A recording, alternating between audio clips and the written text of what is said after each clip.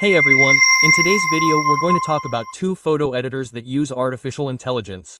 One of them has been catching our attention all week and is about to take over as the best photo editor we have today, which is Flux Kontext. Elevenlabs has launched an incredible feature, video to audio conversion.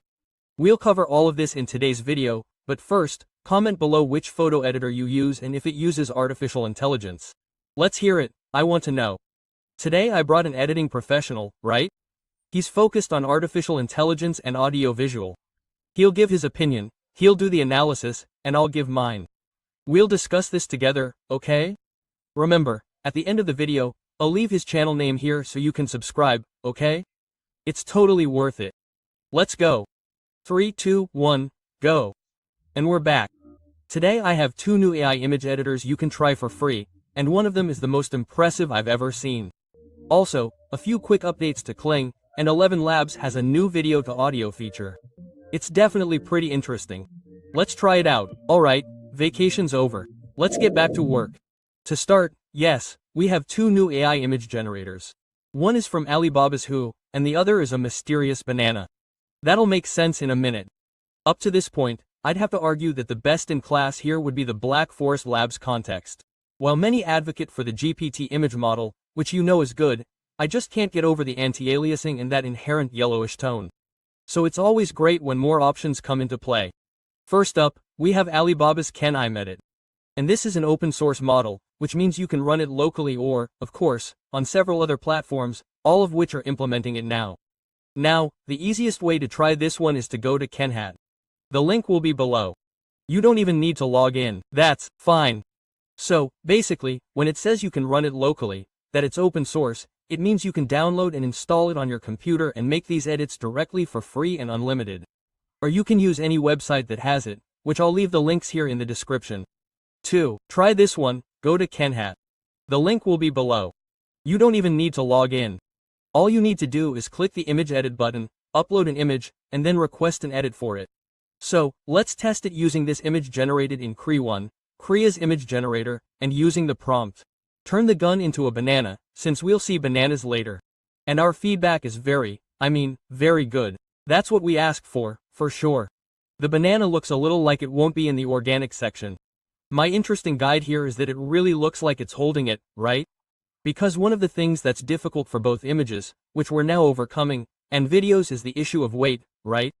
When you drop, let's say, a glass on the floor, there's gravity, right? So it's hard to simulate gravity, right? Here, you can feel like the person is holding the banana, right? It's a huge banana, right? And later on, as he said, it sounds funny, it sounds like a 5th grade joke, but the next video editor that's promising to be the best in the Flux Kontext is called Banana. Look, but let's continue here. It definitely looks a bit like the GMO side, but overall, yes, it's a pretty solid result here. One of the things I'm observing here is the changes that actually happened to our original image. And you know that for the most part, the Qwen handles the change from the gun to a banana very well, while maintaining the rest of the image. Meanwhile, on the GPT side, we end up with a more realistic banana gun, I think. But we have that color temperature shift. Again, that orange and yellowish. And then all our skin textures get a bit smoother.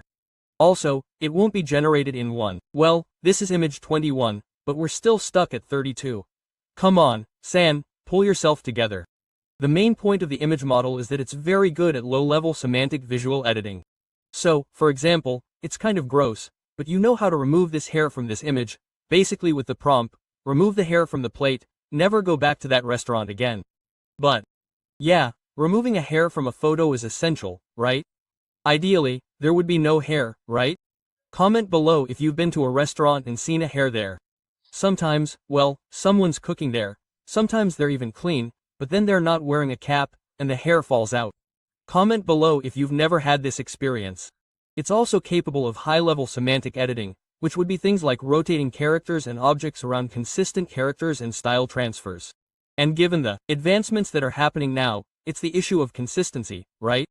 So, in that example there, what would have happened a few months ago? It wouldn't be the same person, it would have the same characteristics, it would be a white person, with the same hair color, with the same posture, only the face would be different. It would be as if they were similar people in real life, but not identical people. And now the consistency is impressive. Then you can, obviously, in a professional job, simply change the color of the shirt, remove a wrinkle, remove a hair there, even though it's the same plate, you know? So you can have this impressive consistency. Of what you know, the second example seems like Gibble is back on the menu, but another important thing they're showcasing here is the fact that their text editing is bilingual and very accurate. At least I assume it is accurate. I'm not sure if anyone can translate this into Chinese for me and tell me if it really is health insurance. I use image editing from the GPT chat and Flux Kontext a lot for thumbnails here in my YouTube videos. So, sometimes, since I have a channel in Portuguese, English, Spanish, and German, when there's a word or a few words in the thumbnail, I need to translate it. So, either I create the image with the text, or I create the image and then put it in a program like Canva, for example. So, in this case here, it's really interesting that you have an image and you simply say, translate the text from Portuguese to English, from English to Spanish, from Spanish to German, and it gets it right like this, right? And if you don't master the language, that's the problem, right? So, for example, how do you know that this expression is in English here and it's written correctly here in Chinese? If you don't know Chinese, right? If there's a wrong letter here, if there's a wrong drawing, that's the problem, right? Please let me know. So, let's take a look at the real world using this image, which is actually a restyled stock video in the middle of the journey. So, pretty crazy. 1. Giving this, the prompt changed it to a hyper-stylized anime image. This was our result. Pretty decent, maybe a little too hyper-stylized with our laser beams here, but you know, for the most part, again, the poses are accurate to our input image. 1. We have the chain here on our guy that's not HEYGEN. 1. And the only real difference I can say is that our female character has her face slightly distorted in our direction, which she didn't have in the original image. Interesting colorization test here. 1. Using this black and white image that was generated in the Hanwei frames. 1. We used it in the second act video of War of the Worlds. 1. Yes. And then just giving her a boost to this black and white photo for a modern cinematic look. 1. Our result. I'm not sure why it ends up surprising me, but it ends up looking like a colored black and white photo, you know? It has a kind of nostalgic, kind of sepia tone. And again, this could be the model in action, because it's quite interesting. Also, when you have fathers, mothers, and grandparents, you do this to an old photo, they're like this and impressed. It's really cool sometimes you see your grandfather, your grandmother, but in a black and white photo to color, not to mention they can also recover the photo when there's a dent or something. If it's torn, or if it's flawed, you can also recover that. And speaking of monetization, speaking of money, some people charge to do this, okay? And they charge a good amount of money. It's already a source of monetization. And the nostalgic sepia. And again, this could be the model in action, because they note that the model works by dividing things into two streams, one of which actually analyzes your input image for contextual clues, essentially about what visual information is there. Now, for some things I think the model is very good at. Our friend from the Macma channel at Confia here to essentially create, you know, character twists for this kind of 3D animated character, showing off his text modification skills. Remembering that we haven't moved on to the second editing program yet, so he's at no in an open model, and then he said that his colleague there used it at Confi where you download open source text, image, video, and so on. In this case of images, you run more than one AI at the same time on your computer. Gridden, this is good here. A tribute to the James Bond logo designer, Joy Karov, who apparently passed away at the age of 103.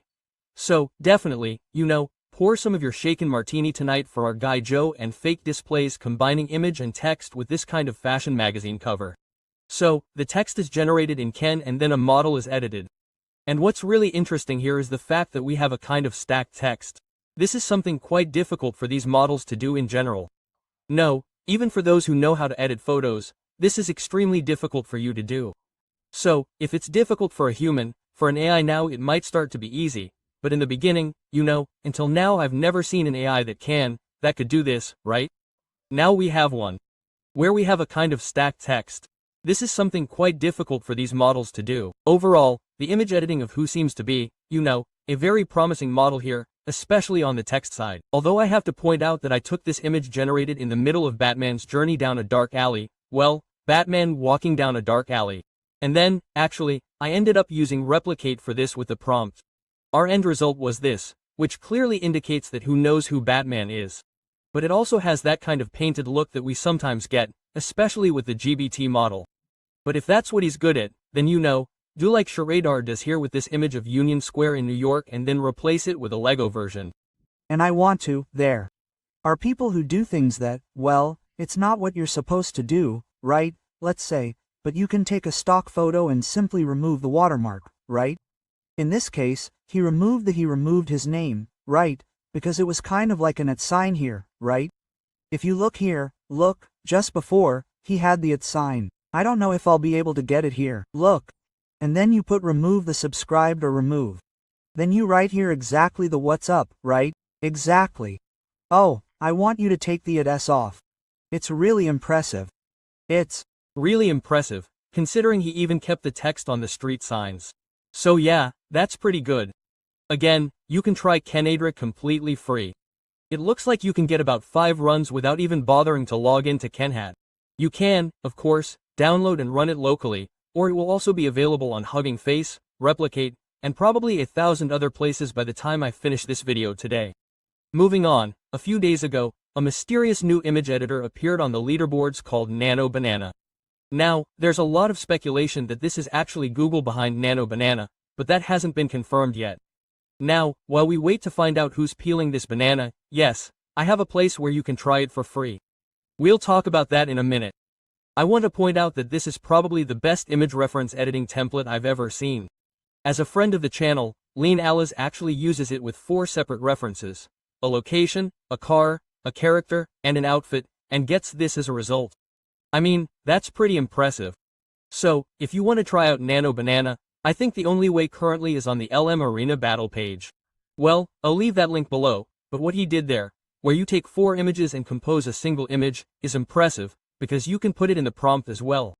You can take the 4 images and say, look, I want this woman in this outfit leaning against the car, and so on. Or you can give the AI itself more freedom, like, you say, compose these 4 images, anyway, a scene that makes sense. But like that, it turned out really well, it turned out impressive. The link for that, obviously, will be below. When you get there, you can take any image. Let's take this image of our 2 star-crossed lovers who recently discovered they were living in a simulation. 1, and drag them in. Give a prompt. 1, I'm going to go easy here. Just remove the man in the image, shoot him, and he'll start generating. Now the problem is there's no model selector. So, actually, that's the whole point of the LM Arena battle mode. Instead, you'll end up with 2 images, and then you choose which one is better. In this case, obviously, there's no one here, while this one had a prompted coherence. So I'll click, right is better, and that will reveal the names of which model it was.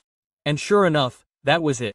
That's the Nano Banana in action. But I will say that the true power of the Nano Banana, I never tire of saying this, is its ability to generate additional shots within a scene. Take this 3-shot scene in a sci-fi dystopia style, for example. I mean, like, I watched it in ARF the other night. What do you want me to do? 1, and be able to generate additional camera angles just based on that image. For example, get a cinematic close-up of the man on the right side of the frame. We see the different shots between Nano Banana and Flux Kontext. Dev, a close-up of the R woman in the center. Again, we have Nano Banana on this side and the GPT-1 image. And then closing with the man on the left side of the image, again Nano Banana here, and whoever edits the image on this side. Well, what I find impressive is that you can take an image, it's the same image, but take takes, right, with a zoom, a more lateral camera, zoom in, zoom out, and so on. And then you can animate it in some video editor, right, or video generator like VO3, like Minimex, like Kling, and so on. So, it's really interesting because in the past, you had to generate several images, and each image sometimes didn't look like it was the same person, right? And now you can take takes of the same scene. Very interesting. Clearly for this example, at least, Nano Banana was a step ahead of all the others. And between these 3 takes, we essentially have enough coverage to put together a short little scene. Without dialogue here. I just ran this in Kank Pro. Just to see how it would look. And we definitely have like a little mini Ina here. Next, I wanted to see how Nano Banana would essentially handle real-life photography. I don't know why this stuck in my head, but I took a behind-the-scenes shot of Stanley shooting the final sequence of 2001, the really mind-blowing part. And then I removed basically everything, the camera, Stanley, all the rest of the production crew, basically leaving just Dave Bowman, the astronaut, just to see how it would work. And he did a great job, except for the fact that he lost this guy sitting right here. So I ran it one more time based on that and deleted him. Although I just realized we lost the beanbag here too, but you know, overall it's pretty solid. Now I have to note that there was a subtle change that ended up happening in the astronaut's pose between the first and second generations. I'm not sure why I haven't seen this in most of the other generations of Nano Banana. So, 1, and then to notice when I removed, you know, the beanbag guy here. 1. The astronaut remained in the same position. So, the H? Yes, no, I'm sure exactly what it was about. Last 2 tests on this. First, the H face scramble. Apparently, yes. I sent an image of myself and said, put me in you know, spy movie scene in a casino. It came back with relatively, I mean, it looks a lot like my face, a little smug, in my opinion. And this lady is totally looking at my card. Stop cheating, ma'am. And in terms of stylistic consistency, yes, it seems to hold up pretty well. So again, another kind of journey type animated image. And the prompt here was just to have the man in the yellow jacket turn around. And yes, our man in the yellow jacket turns around, and more importantly, it looks stylistically consistent with the rest of the scene. So, that's pretty impressive. So, ultimately, what is the Nano Banana? I mean, to be honest, we don't know yet. There's a lot of speculation that this is from Google and possibly related to the Gemini 3, the HEYGEN 4v3. I mean, who knows, we might find out more tomorrow. Considering Google is holding its Made by Google event, although that event tends to be much more focused on Pixel phones and devices. Well, I've already made a video on the channel about that event, a lot of Gemini stuff, very good, but not Gemini 3 happened, but it didn't. HB, if you like AI movies, you might want to check out this next segment brought to us by our friends at Notion. Do you know if there's a king of the hill when? Let's return now to the latest news, which is very important, the video for the Elevenlabs song. For those who don't know, Elevenlabs is the main tool for audio generation. In fact, it's the tool I recommend most here. HEYGEN, for creating avatars, right? There are several of my videos, which is my clone. I also use character avatars, I use realistic avatars. It also generates audio, but if you say, no, I just want audio, Elevenlabs is definitely the best. I'll leave the links here for you to try out from both HEYGEN and Elevenlabs. Let's continue here.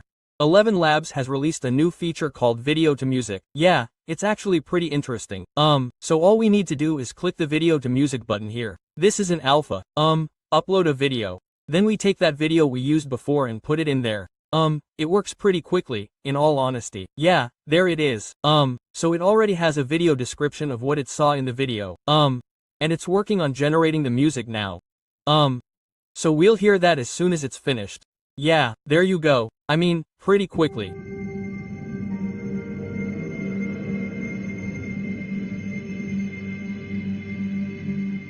Now this is worthy of Rain Mercury. I mean, not really, but it serves as a good musical foundation behind this scene and is contextual to the genre. Like, it's not like it starts playing like circus music or anything. Although, it shouldn't play circus music.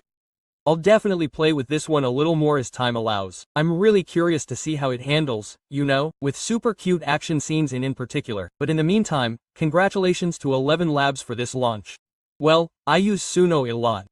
I've already used it to generate music tracks for my videos.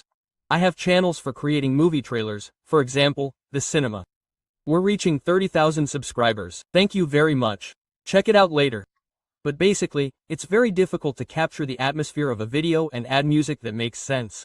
I use Suno, but I found this feature very interesting. I'll definitely use it. But comment below which AI you use to edit photos. I'd really like to know. I'll leave all the links in the description. Remember, this video doesn't end here. I just opened some topics for us to talk about, okay? I'll leave some videos here so you can continue with me on this same topic. So I'll see you in the comments and I'll see you in these videos. See you soon.